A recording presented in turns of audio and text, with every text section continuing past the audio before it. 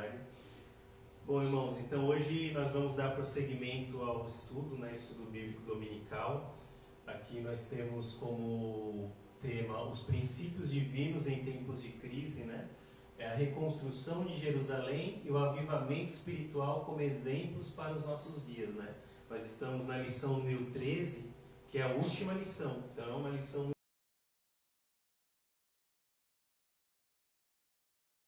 muito meses, e creio que nesses 3 meses a gente conseguiu aprender muito sobre o avivamento, sobre o despertamento, né, da igreja, né? Porque nós vimos na realidade o despertamento daquela época, mas que isso é um exemplo para os nossos dias, como o tema fala, né? A reconstrução de Jerusalém e o avivamento espiritual como exemplos para os nossos dias, né? Então não é um estudo simplesmente histórico, né, para a gente aprender história ou literatura, mas é uma aprendizagem para nós mesmos, pessoalmente aqui nos tempos de hoje, né?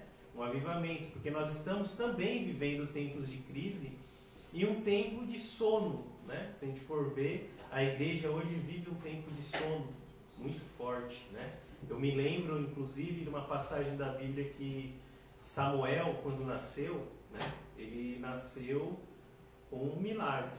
Foi um milagre, né, a vida de Samuel. E a mãe dele entregou ele como um voto, né, para Deus, né? Então ele entregou para o sacerdote Eli, né? E nesse tempo era um tempo que Deus estava em silêncio para o seu povo, né? Então não tinha outros profetas, né? Não havia outros profetas naquela época. E Samuel nasceu, quando Samuel nasceu foi praticamente um despertamento, se for ver, né? Porque a luz daquela época estava se apagando, né? A palavra lá em Samuel fala que a luz estava se apagando e os profetas estavam em silêncio, mas aí Samuel nasceu para ser luz, né? Naquela época, né? Ele vai nos falar, né, um tema muito interessante, viu? E para mim é uma das mais importantes lições que a gente pode aprender da palavra, né? Que é a vigilância conserva pura a igreja, né? Se não é para os tempos de hoje, né? Nós vemos que hoje nós temos aí, hoje eu vi um vídeo em um canal da Assembleia de Deus, né? Um canal da Assembleia de Deus que é um instituto de teologia, né? E lá ele fala sobre a crise nos púlpitos, né? Então a gente vê que a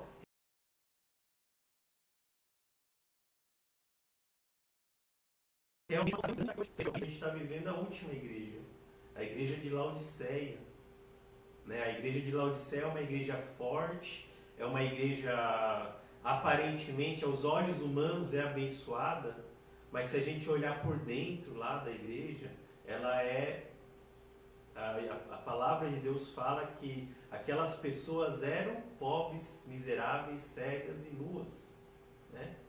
Isso por quê? Porque a igreja se achava que nem precisava de Deus. E nós vemos que hoje nós temos uma igreja como essa no mundo todo, né? Não estou falando da nossa exatamente, mas eu estou falando do mundo todo. A gente percebe que há uma apostasia porque as pessoas estão querendo mais a bênção do que abençoador. Então tem aí a lição número 13, né? A vigilância conserva pura a igreja. Será que é importante vigiar nos tempos de hoje? É muito importante porque a gente vê que o coração de muitos está se esfriando. E a gente não pode entrar nessa mesma lógica, nessa lógica materialista que existe nas igrejas. Não só na igreja, existe no mundo inteiro. Mas o problema é exatamente isso. É a mundanização da igreja. O que é terrível. Isso é péssimo. É uma profanação da palavra de Deus. É uma profanação da igreja de Cristo.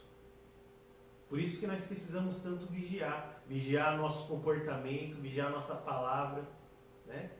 Então nós precisamos ter essa vigilância. Então vamos ler a palavra lá em Mateus capítulo 25, Aleluia. versículo 1. parábola das 10 virgens. A gente viu sobre Esdras e Neemias esses 3 meses inteiros, né? Todas as lições nos traziam os livros de Esdras e Neemias, né? E é interessante que essa última lição, ela foge um pouquinho desses livros, mas ela tem muito a ver com esses livros, né? Se a gente olhar na época de Neemias e de Esdras, eles estavam vivendo também uma apostasia, né? Era um tempo de crise. Quer dizer, lá na Babilônia você não tinha a palavra sendo pregada naquela cidade. Muito pelo contrário. Parece que aquela cidade é que influenciava os judeus naquela época. Sendo que Daniel foi despertado, se a gente lembrar da primeira lição, Daniel foi despertado lendo Jeremias. E aí ele orou pelo despertamento e começou a haver um despertamento. A oração do justo pode muito em seus efeitos. Aleluia. Olha, até arrepiei agora, hein, irmãos, né? Até arrepiei. Então, assim, a oração de um justo pode muito em seus efeitos. Então, nós devemos orar pelo despertamento da igreja nos dias de hoje.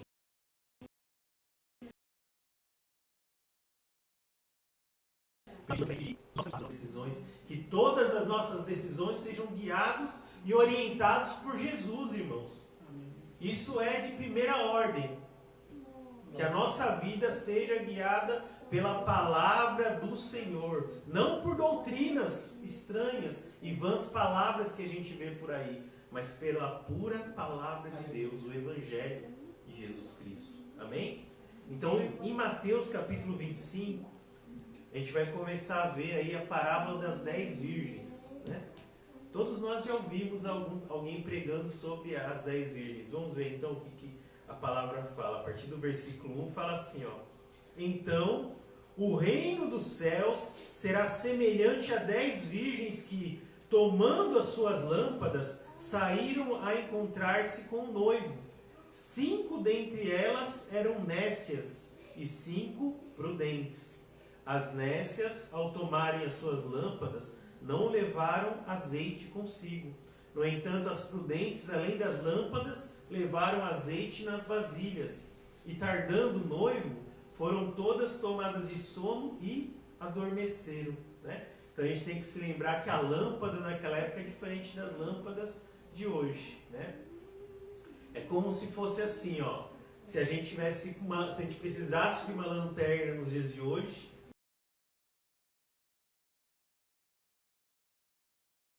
né? E as virgens estivessem com as lanternas, algumas levaram pilhas extras e outras não levaram pilhas extras. Então eles usaram as pilhas, dormiram com a lanterna ligada, mas acabaram as pilhas, a energia quando elas estavam dormindo. Aí quando acordaram já não tinha mais pilha. As que levaram a mais puderam colocar pilhas extras na lanterna. É como se fosse isso, né? Porque lâmpada nessa época você precisava usar o azeite para acender a lâmpada. E elas carregavam na mão, né?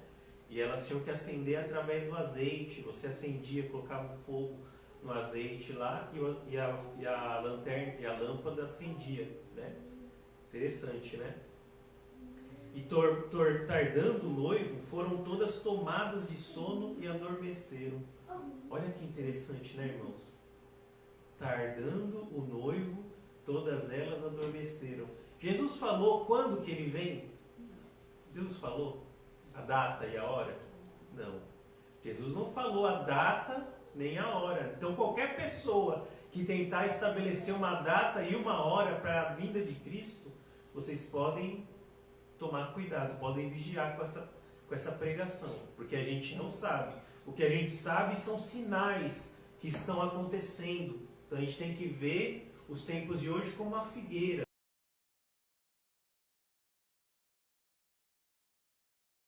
Quando aparece, quer dizer que Jesus está. Então, conforme os sinais vão aparecendo, Jesus Cristo está para chegar. Nós não sabemos a hora, né? Então, o noivo aqui, nessa parábola, estava tardando. Então, todos adormeceram. Se nos tempos de hoje não está acontecendo isso também, né? Então, Jesus está vindo, está prestes a chegar, mas nós estamos adormecendo. Essa é a verdade. Dormindo. Quando a gente está dormindo, a gente não tem controle sobre a nossa vida. Pode vir qualquer pessoa matar a gente, roubar a gente.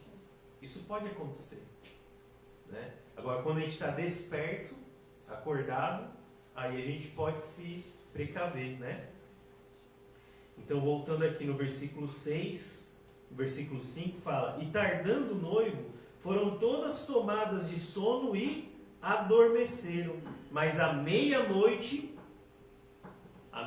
coloca aí na sua mente, destaca aí essa palavra meia-noite, né? Que a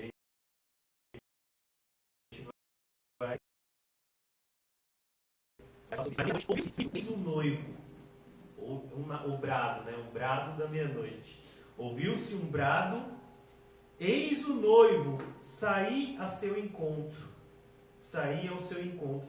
Então se levantaram todas aquelas virgens e prepararam as suas lâmpadas. E as nécias disseram às prudentes: Dai-nos do vosso azeite, porque as nossas lâmpadas estão se apagando. Mas as prudentes responderam: Não, para que não nos falte a nós e a vós outras. Ide antes aos que vendem e comprai-o. Né? Então vamos tentar entender isso aqui, ó. Então, quando elas ouviram o grito, né, de Jesus, e aí quando elas acordaram, elas ligaram as lâmpadas delas. Só que as nécias, né, as loucas, elas não tinham mais azeite. Então a lâmpada não se acendeu. Agora as 5 prudentes, elas tiveram a lâmpada acesa. E aí as que não tinham mais lâmpada pediram mais azeite para as outras, para as sábias. Só que as sábias falaram: não, se a gente der para vocês azeite, vai ter azeite, né? Então vai lá e compre mais azeite. Vai onde a pessoa vende azeite e compre, né? E as nécias disseram então, no versículo 9: Mas as prudentes responderam: Não, para que não nos falte a nós e a vós outras. Ide antes aos que o vendem e comprai-o. Versículo 10, ó. E saindo elas para comprar, chegou o noivo, e as que estavam apercebidas entraram com ele para as bodas, e fechou-se a porta. Mais tarde chegaram as virgens nécias, clamando: Senhor, Senhor, abre-nos a porta. Mas ele respondeu: Em verdade vos digo que não vos conheço. Aí o versículo 13 fala: Vigiai, pois, porque não sabeis o dia nem a hora. Oh, glória a Deus. Aleluia. Irmãos, o noivo é quem?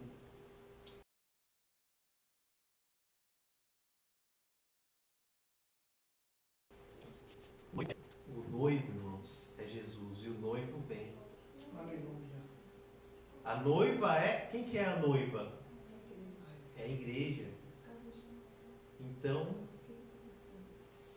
Então assim, nós temos o noivo e a noiva. O noivo é Jesus e a noiva é a igreja. Será que o nosso azeite está inteiro ainda? Está intacto? Será que a gente tem trazido, né, a nossa vida em comunhão com Deus? Porque o que é o azeite? O que o azeite representa, irmãos? O azeite, ele representa o Espírito Santo. Isso, né? A conservação, né? Então o azeite é a conservação. É a nossa vida íntima com Deus. Então a gente precisa sempre manter continuamente a nossa vida com Deus em comunhão, irmãos, com Deus. Precisamos buscar a Deus. Nós não podemos acreditar igual as nécias que, não, eu só vou ficar com a minha lanterninha, com a minha lâmpada aqui. Se acabar, acabou. Né? Quer dizer, elas estavam sendo imprudentes. Elas não estavam sendo prudentes. Né? Então, olha só, vamos para os tópicos, né, da lição de hoje. Lição número 13. Ó. Meia-noite, o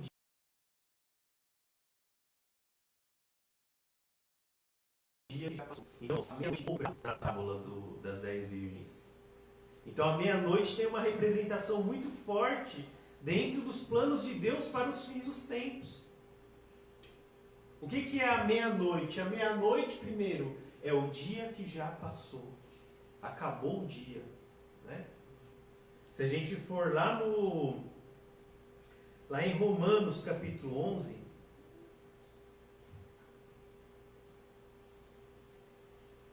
Romanos capítulo 11,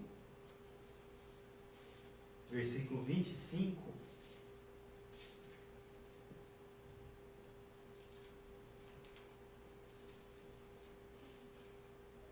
a gente vai ver então sobre isso, ó.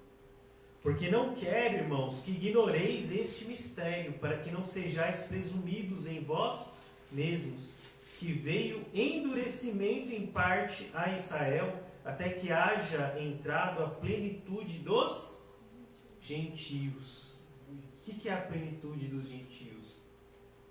É esse fim da era da igreja, da dispensação da igreja. Nós vivemos o que, irmãos? A dispensação da igreja. A plenitude dos gentios. Quer dizer, a era em que Jesus ele está para nós, para os gentios, para aqueles que não são de Israel, não são os judeus.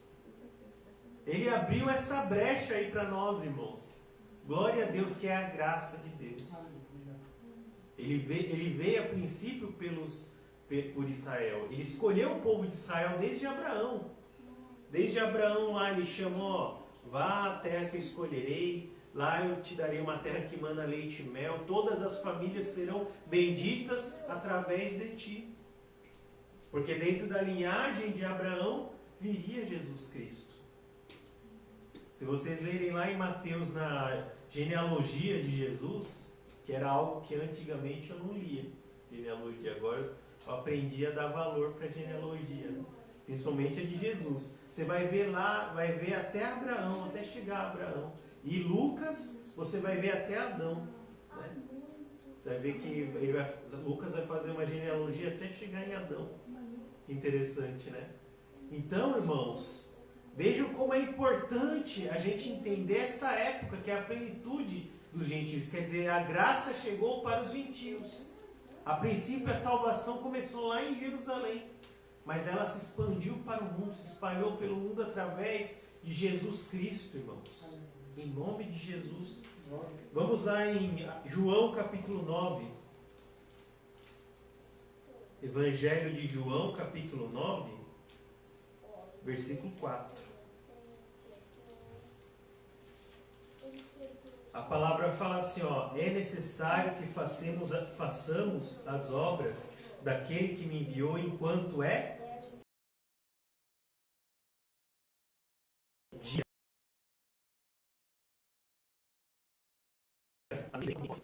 A obra durante o dia, porque a noite vem, irmãos. Então, quando aqui fala meia-noite, o dia que já passou, esse dia que já passou é a era da igreja, é a era da graça, irmãos. Então as virgens, elas estavam vivendo a era da graça. Só que metade conseguiu entrar na boda com Jesus, nas bodas. A outra metade não conseguiu, irmãos. E veja que a virgem não está lá fora. Elas não vieram de fora, elas eram lá de dentro. Elas eram as virgens de Jesus lá dentro. Só que aí elas tiveram que desviar do caminho. Elas tiveram que apostatar-se. Elas se apostataram, irmãos. A gente não pode deixar que isso aconteça na nossa vida. Existem doutrinas que falam que a gente não perde a nossa salvação. Existe doutrina que fala que não perde a salvação.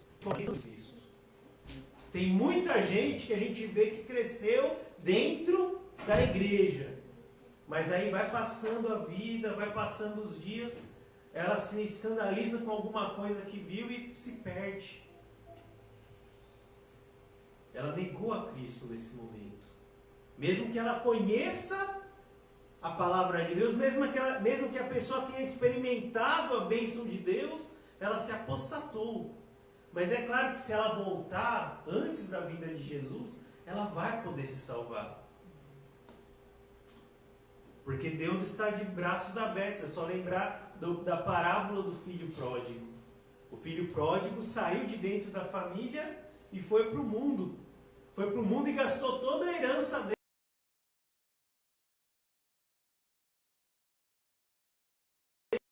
Deus, né, que é o pai nessa parábola, ele correu de braços abertos, irmãos. Eu lembro na parábola do filho pródigo, que o filho pródigo, ele até pensou assim, talvez eu volte e possa comer a comida dos porcos. Ele pensou assim, desse jeito. Só que quando ele chegou, o pai, ele não fez isso, ele não deu comida dos porcos para o filho. Muito pelo contrário, ele fez uma festa. Ele fez as bodas do cordeiro para o filho. Oh, aleluia, irmãos. A palavra é tão linda. Meia-noite. O que é a meia-noite para essa parábola das 10 virgens? A meia-noite, irmãos, é o dia que já passou, um dia passou. A chance, a oportunidade passou. O dia da visitação de Cristo para os gentios passaram. É a plenitude dos gentios. E nós não podemos perder essa chance, irmãos. Nós não podemos perder essa chance. Em nome de Jesus. Amém? Segundo tópico. Meia-noite, o início de um novo dia. Então a meia-noite, irmãos, é exatamente a metade, o meio entre o que passou e o que virá. Nenhum viram, ouvidos nenhum ouviram, e nem desceu no coração do homem aquilo que Deus está preparando para aqueles que amam a Deus. Irmãos, é tão impressionante, porque a palavra fala que ainda não desceu no coração do homem. Quer dizer, a gente nem deseja ainda, porque a gente não sabe o que é. A gente não sabe o tamanho da bênção que vai ser aquilo que Deus está preparando para aqueles que o amam. Nós não sabemos ainda, porque a gente ainda imagina com os olhos carnais, a gente ainda imagina com o nosso pensamento, mas o pensamento de Deus é maior do que o pensamento do homem. Os planos de Deus é maior do que os planos do homem. Glória a Deus. Qualquer coisa que a gente possa imaginar, a melhor coisa, a maior coisa que nós podemos imaginar ainda não se compara com o que Deus está preparando para nós. Mas isso é depois da meia-noite, irmãos. Até a meia-noite a gente tem que viver nesse mundo. A gente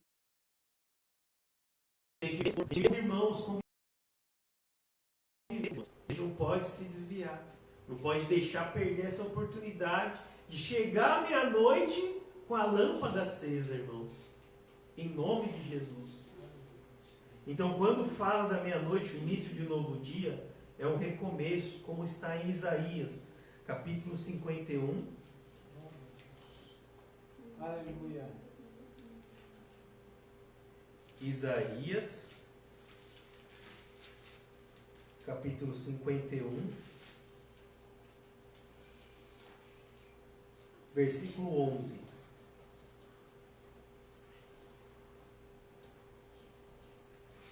Olha só, irmãos. Assim voltarão os resgatados do Senhor e virão Sião com júbilo, e perpétua alegria lhes coroará a cabeça. O regozijo e a alegria os alcançarão, e deles fugirão a dor e o gemido. Deus está prometendo alegria aos remanescentes do Senhor. Aqueles que sobraram. O que é remanescente? É aqueles que sobraram, aqueles que permaneceram, aqueles que ficaram até o fim. Aqueles que forem fiéis a Deus até o fim, receberão a coroa. Aqui está falando, ó. Perpétua, assim voltarão os resgatados do Senhor e virão a Sião com júbilo. Quer dizer, todos virão a Sião. Aleluia. Sião é lá em Jerusalém, irmãos. Glória a Deus. Sião é lá em Israel, lá com os judeus. A princípio a salvação veio para os judeus, mas em seguida se espalhou pelo mundo, graças a Jesus Cristo. Todos irão até Sião, irmãos. É promessa de Deus. E lá em Sião, como é que vai ser? Ó? Com júbilo. Não é de qualquer maneira, é com alegria. E perpétua alegria. Não é qualquer alegria, irmãos. Perpétua alegria. Oh, glória. Perpétua é eterna, não tem fim. E perpétua alegria lhes coroará a cabeça. cabeça. O regozijo e a alegria os alcançarão, e deles fugirão a dor e o gemido. Aqui nós vamos sofrer um pouquinho, irmãos. Aqui nós vamos sofrer, não tem jeito. Aqui na terra nós vamos sofrer. Assim como Jesus sofreu, os apóstolos sofreram, e o apóstolo Paulo em especial sofreu tanto, mas ele falou que ele se regozija na aflição, na tribulação. Ele se gloria não na alegria, ele se gloria na perseguição, na tristeza, na angústia, na dor. Não tem jeito, irmãos. A gente vai sofrer porque Jesus sofreu. Jesus falou, ó, do mesmo jeito que eu fui perseguido, vocês serão perseguidos também. Mas tenham bom ânimo, Jesus fala. Eu venci o mundo. Amém? Amém. Então amanhã começará, irmãos. Primeiro, quando a gente pensa meia-noite é o início de um novo dia, quer dizer que vai começar uma manhã depois da meia-noite. Ela vai recomeçar, né? Então, o primeiro tópico, amanhã, a meia-noite, é um dia que já passou. O que passou, irmãos, já passou, já foi. Mas virá o início de um novo dia e virá amanhã. Lembra o que diz a Salmo? Fala assim, o choro pode durar uma noite, mas a alegria virá pela manhã. Então vai começar amanhã, que é o dia da eternidade, irmãos. Todos nós receberemos a coroa da vida, todos nós receberemos a árvore da vida, irmãos. Aquela que estava lá no Jardim do Éden, que a gente lê tanto. Que a palavra fala da árvore da vida, da coroa da vida. O nosso nome estará no livro da vida. Seremos coluna e baluarte do templo de Deus. Tudo isso está em Apocalipse. Lá nas igrejas, né? Deus vai prometendo às igrejas as bênçãos da eternidade. Tem uma palavra que fala que Deus colocou a eternidade no nosso coração. Então nós temos que cultivar essa eternidade, cultivar essa esperança. Porque essa é a nossa esperança, irmãos. Não está na terra, não, porque na terra, como eu falei, a gente vai ter dor e sofrimento aqui na terra. Mas a nossa esperança está lá no futuro, irmãos. Está lá na cidade celestial, que nós seremos cidadãos da cidade celestial. Mas a gente tem que aguentar firme até o fim. Tem que permanecer fiel até o fim. Aí a gente receberá a coroa da vida. Mas nós temos que prosseguir. Prosseguir no alvo, irmãos. Como o apóstolo Paulo falou, amém? Amém, glória a Deus. Mas ao mesmo tempo que amanhã virá, vai chegar amanhã, que é a nossa vida na eternidade, também começará a noite depois. A noite vem também. E o que significa a noite? A noite é a ira do Senhor. Vamos lá em Isaías. Isaías capítulo 8.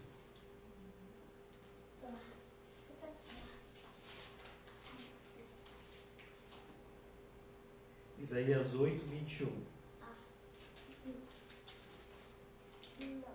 Olha só, a palavra fala assim, ó: passarão pela terra duramente oprimidos e famintos, e será que quando tiverem fome, enfurecendo-se, amaldiçoarão ao seu rei e ao seu Deus, olhando para cima, olharão para a terra, e eis aí angústia, escuridão e sombras de ansiedade serão lançadas para densas trevas.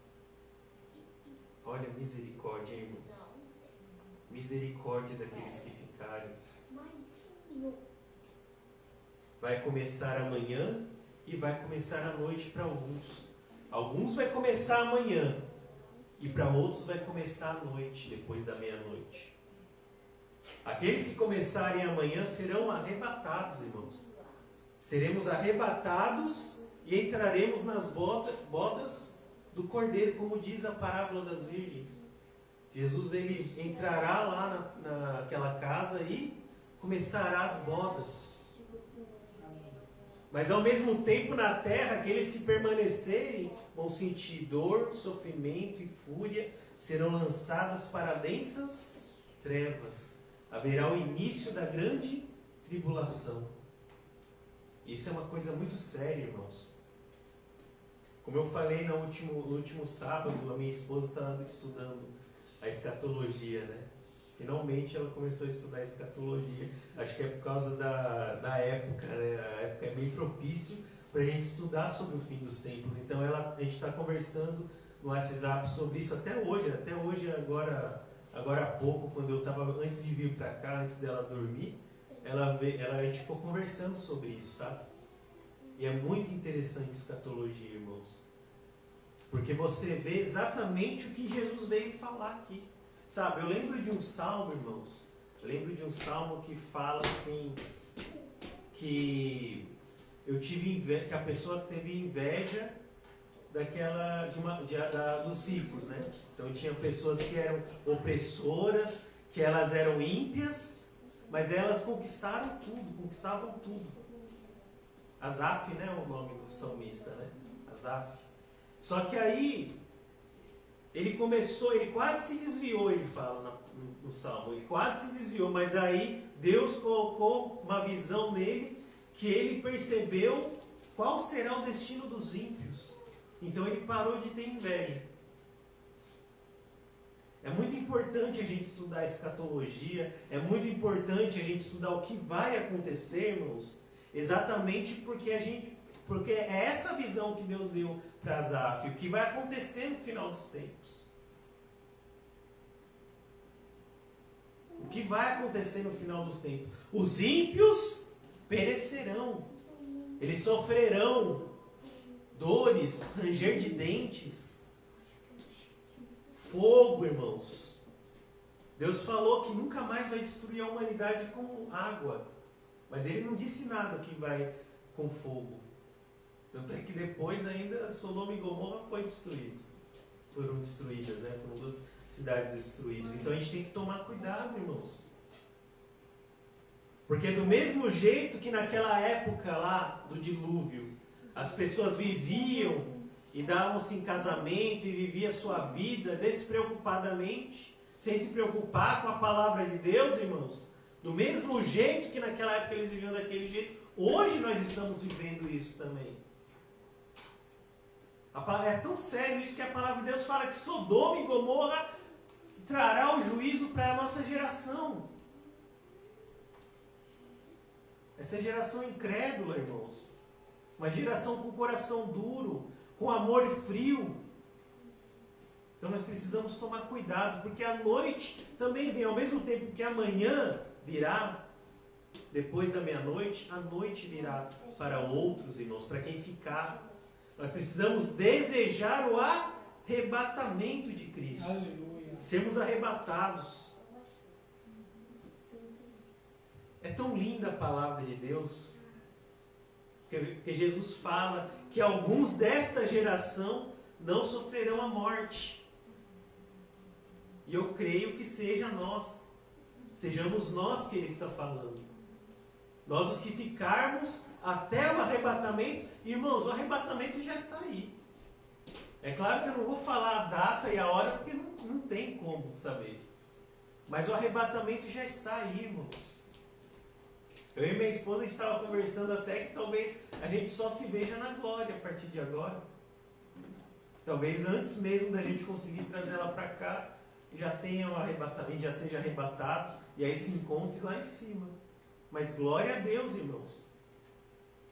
E eu acho bonito da parte dela que ela está falando que ela deseja a vinda de Jesus logo. Ela deseja, Maranata, né? Vem, Senhor. Vem, Senhor Jesus. É melhor ser arrebatado do que continuar vivo aqui. Aqui é só sofrimento mesmo, irmãos. Não tem jeito. Então a noite também virá, né? Início de um novo dia. Virá a noite e virá o dia. Tópico 3, ó. Meia-noite, a hora das trevas. Então, irmão, se a gente ir lá no sermão profético de Jesus, lá em Lucas capítulo 21, a gente vai ver uma porção de palavras muito importante para a gente. Eu não vou ler, tá, irmãos, todo, tá? Senão vai demorar. Então a gente vai ter que fazer vigília aqui.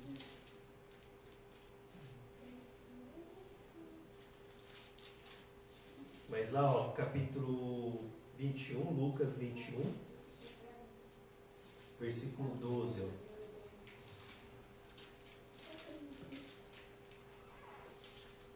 No versículo 12, irmãos, aqui está falando antes dessas coisas acontecerem, Jesus fala, né? Antes, porém, de todas essas coisas, lançarão mão de vós e vos perseguirão, entregando-vos às sinagogas e aos cárceres, levando-vos às presenças de reis e governadores por causa do meu nome. E isso vos acontecerá para que deis testemunhos. Então, irmãos, toda a natureza e todos os homens e tudo na terra está sentindo a hora das trevas, irmãos. Segundo o sermão profético de Jesus, nós estamos vivendo no princípio das dores. Então estamos chegando na hora das trevas. Essa é a meia-noite, a hora das trevas, né? Então nessa hora, todas as coisas vão começar a perseguir os cristãos, irmãos. Cristãos serão perseguidos. Veja se isso não está acontecendo até no Brasil, que a gente nunca imaginou que políticos começariam a perseguir os cristãos, que as igrejas fechariam, irmãos. Igrejas estão sendo fechadas. Tem igreja que está sendo obrigada a fazer live na rede social, culto em live, ao vivo, porque eles não estão conseguindo se reunir. Segundo os meus amigos lá, os irmãos lá de Maringá, né, meus irmãos de fé lá de Maringá, eles estão fazendo uma campanha para manter as igrejas abertas durante a pandemia.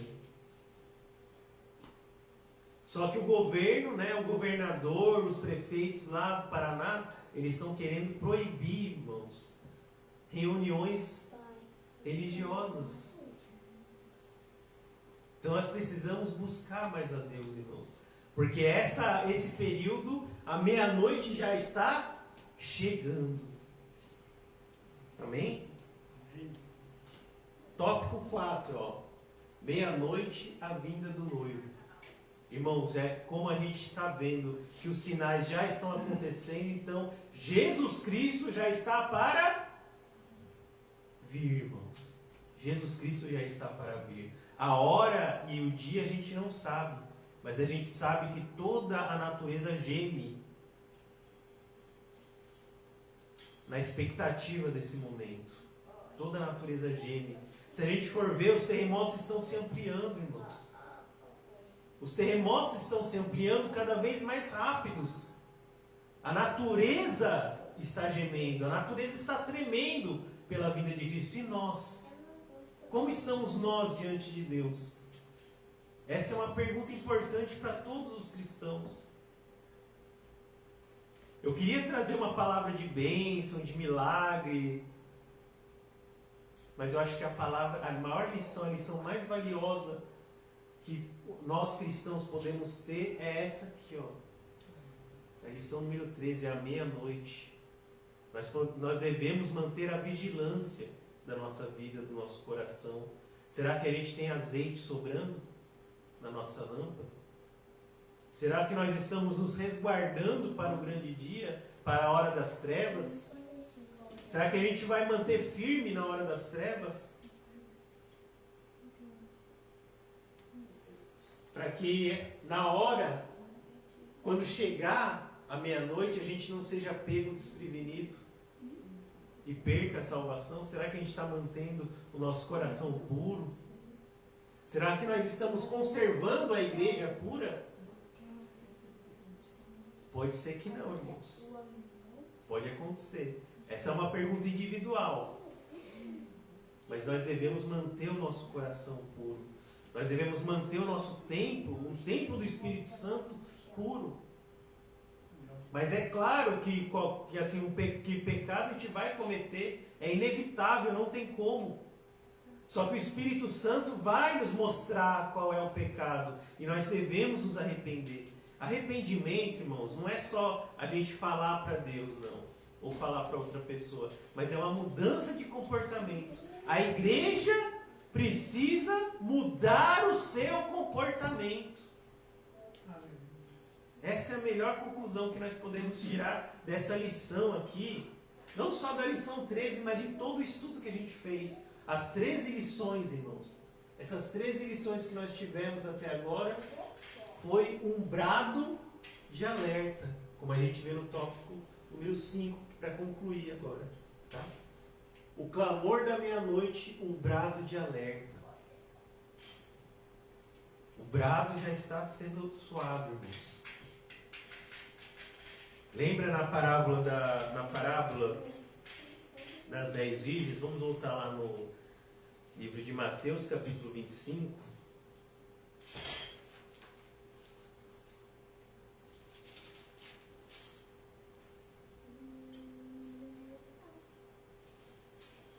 Versículo 6, capítulo 25 de Mateus.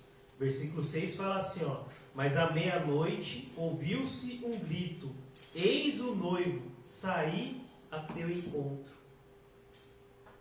Saiam ao seu encontro. Então esse brado da meia-noite já está sendo soado, irmãos. Nós precisamos nos encontrar com Cristo. Mas para isso a gente precisa ter as nossas lâmpadas acesas. Precisamos estar com azeite sobrando. Azeite sobrando é fazer jejum, é orar todos os dias, ler a Bíblia, vir para a igreja. Esse é o azeite. Buscar a Deus, se consagrar a Deus. Por nós mesmos nós não podemos, mas nós devemos orar para o Espírito Santo nos consagrar, para que Deus nos consagre em nome de Jesus. Então fica esse alerta. E a lição número 13 foi essa, foi a última lição dos princípios divinos em tempos de crise. Dessa revista aí. E vamos começar nas próximas escolas bíblicas dominicais, vamos começar a estudar a soberania de Deus e a fragilidade humana. Eu acho que é o contrário, a fragilidade humana e a soberania de Deus, né? A gente vai fazer uma análise, um comentário, né, sobre o livro de Jó. Tá bom, irmãos? Então essa foi a lição, princípios bíblicos divinos, né? Espero que a gente tenha tido entendimento. É claro que a gente pode voltar, né, para os estudos sempre que for preciso tirar as dúvidas e tudo mais, né? Sempre surge, tá bom, gente? Espero que tenha dado um bom entendimento aí sobre esse momento de Esdras e Neemias, né? Esses dois livros que são tão importantes e a gente sempre esquece de ler, né? Esdras e Neemias. É a reconstrução de Jerusalém. Reconstrução de Jerusalém é pegar mais azeite lá, colocar mais azeite na lâmpada. É o avivamento da igreja, é o despertamento. A gente precisa, assim como Daniel, orar pelo despertamento da igreja nos dias de hoje. Nós estamos sim vivendo um tempo de apostasia, né? As igrejas estão em crise, os púlpitos estão em crise. Nós precisamos resgatar a palavra de Deus, resgatar o azeite da nossa lâmpada, em nome de Jesus. Jesus vem, irmãos. Precisamos estar atentos, prudentes, vigilantes, para conservar a nossa igreja pura, que é manter a palavra saudável, a palavra do Evangelho, em nome de Jesus. Então vou devolver a palavra para o pastor Carlos, fazer o encerramento, em nome de Jesus. Obrigado pela oportunidade.